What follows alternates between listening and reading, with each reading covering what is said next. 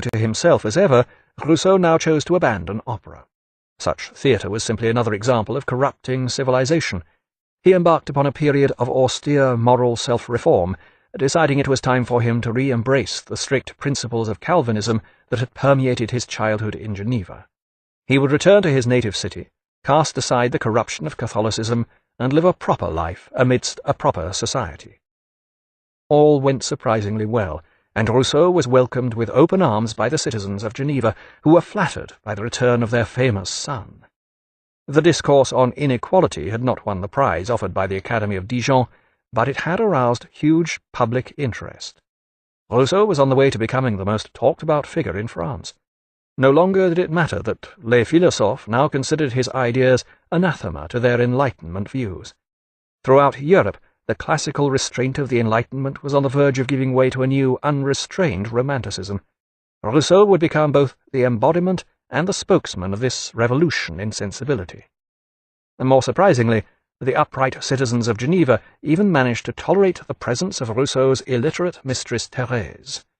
Rousseau's self-reform had not gone so far as to include marriage to his washerwoman companion. In Geneva, she was simply passed off as a nurse. The fact that this nurse had no children to look after, other than Rousseau himself, was even more scandalous had the truth been known, for Thérèse had by now given birth to no less than 5 children. How many of these were actually Rousseau's has remained a matter of prurient scholarly speculation. Where were they when Rousseau arrived with their mother in Geneva? We now come to the grimmest unorthodoxy in Rousseau's determinedly unorthodox life. Each of these 5 children had been delivered shortly after its birth to the Foundlings' Home, down the road from where he lived in Paris. At various times in his life, Rousseau would offer various inadequate excuses for this unpalatable fact. These ranged from the intellectual. Plato maintained that all children should be brought up by the state, to the psychological. Children don't like the company of old people. He was now in his 40s. The truth is that to be himself, to be true to his difficult nature and fulfill himself as one of the most original thinkers of the 18th century, Rousseau was willing to sacrifice everything. Temperament was all. Such self-centeredness, such monstrous egoism, could tolerate the presence of no other child in its life. Rousseau made little effort to conceal what he had done. He was aware of his guilt, and he suffered from it. As far as his life is concerned, these 5 children tip the scales very heavily against him, and his writings should not be separated from his life. Indeed, they drew so heavily upon it that such would be impossible. On the other hand, we must ask, does his life fatally compromise his ideas? However grudgingly, I think that in this instance the answer must be no. Rousseau's ideas would prove to be a major contribution to human self-understanding, on the personal, social, psychological, and philosophical levels. We are all his inheritors, for better or for worse. We can deplore his actions, we can ridicule his irrationalities, but his ideas inform such a wide aspect of our lives that our present existence is inconceivable without them. Beware the moralist who abandons his children. Never was a slogan more cause for self-examination. Rousseau became a citizen of Geneva, and was then accepted back into the Calvinist communion, despite reservations in some quarters. Living in Geneva, he rediscovered the beauties of nature, marvelling at the snow-peaked Alps, rowing across the blue waters of Lake Geneva to the Valois shore, walking up in the foothills to where the waterfalls cascaded through the ravines. Amidst the vast spaces of the mountains, he would lose himself in reverie. I do not think, I do not reason, I feel myself with a kind of voluptuousness possessed of the substance of the universe. But he also had to work, to provide money for himself and Thérèse. Despite his rejection of the corrupting arts, he decided to write a play. The theatre was forbidden in Geneva, and after some months he set out on a visit to Paris. He intended to set his affairs in order before returning to live permanently in Geneva. But it was not to be. Once back in Paris, Rousseau began his round of the salons, where he was flattered to be lionized by society hostesses. He began accepting hospitality at a number of country estates. Finally, he decided once more that he was tired of the corruptions of civilization. What he needed was solitude amidst nature, where he could be his natural self, where he could marvel at the simple joys of the natural world, and be free to write out his thoughts without interruption. In 1758, he left his meagre rooms in Paris to live on the country estate of Madame d'Épinay at Montmorency, in the woods just beyond the northern outskirts of the city. Rousseau was installed at the Hermitage, a restored hunting lodge in a secluded part of the woods, along with Thérèse. Inevitably, there were complications. Madame d'Épinay had a crush on her famous romantic protégé. It had long been recognized that Thérèse was more than simply Rousseau's nurse, but her coarse appearance and behavior were generally considered to be no threat where his true romantic passions were concerned. Rousseau's relationship with Madame d'Épinay may or may not have remained chaste. It is known that she had another lover during this period, but it is evident that something in Rousseau's multifarious emotional life remained unfulfilled. Enraptured by his new surroundings, Rousseau embarked upon a novel, Julie, which was prompted by a desire for loving which I had never been able to satisfy and by which I felt myself devoured. He claimed that it expressed his longing for an idealized love, though the novel itself was deeply concerned with physical love, especially that aspect of it that appealed to Rousseau's sexuality. The young male hero, a tutor, is seduced by a beautiful, domineering, aristocratic woman. In an ecstasy of passion, he declares to her, "Julie, you were made to rule. Your empire is the most absolute I know. Your spirit crushes mine. I am nothing in your presence." One can all but hear the swish of the cane that first aroused the 8-year-old boy. Then one day, while Rousseau was immersed in writing his novel, a woman arrived at the Hermitage wearing boots, piercing the air with peals of laughter. She had long, wavy black hair which reached to her waist, was wearing riding breeches, and was caked up to her knees in mud. This was Madame Sophie Dudentot, a local aristocratic lady who was in fact Madame d'Épinay's sister-in-law. She even had the same full bosoms as Julie, a feature to which Rousseau draws frequent attention in the novel. Inevitably, Rousseau was smitten with love for this dark dominatrix, who quickly became Julie in his novel.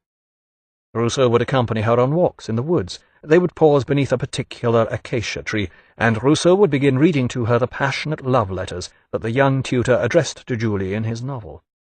For her part, Sophie encouraged him, and then at the last moment would upbraid him with harsh reproaches for taking liberties, a little realizing that this was precisely what Rousseau desired. He was soon driven to a state of amorous delirium in which he experienced all the delights of erotic fervour. It wasn't long before Madame d'Épinay got wind of this. Although her affair with Rousseau had gone dormant, she was not amused. She wrote to him, "After long showing you every possible mark of friendship and sympathy for several years, there is nothing left for me but to pity you." Rousseau was obliged to leave the Hermitage, but was given alternative accommodations by the powerful Marechal de Luxembourg in a remote cottage on the edge of the Montmorency woods. Despite all this emotional turbulence, Rousseau's 4 years at Montmorency were to prove the most creative period of his life. The most important work of these years was his social contract. This opens with the ringing declaration, "Man was born free, and everywhere he is in chains." Liberty is an essential part of our humanity. To renounce freedom is to renounce one's human quality. In his Discourse on Inequality, Rousseau had suggested that this was inevitable when natural man came together to form society. Now he suggests otherwise. There is a solution to this problem. Human beings are not corrupted if they form a society by entering into a genuine social contract. This latter term presents another historical fiction which is intended as a social parable. When individuals come together to form a society, they must each contract to surrender something, and in return the society gives them something back. This is the hypothetical social contract.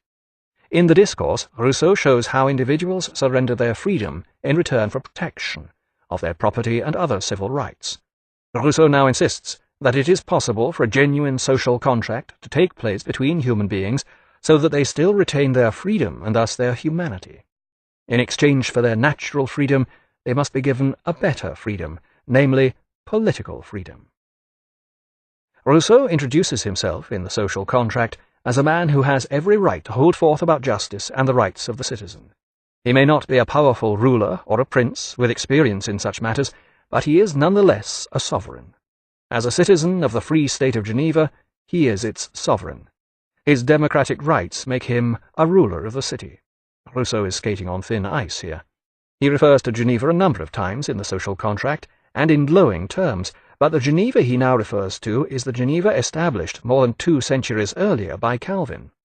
The reality Rousseau had experienced during his return visit in 1754 had evidently proved something of a disappointment.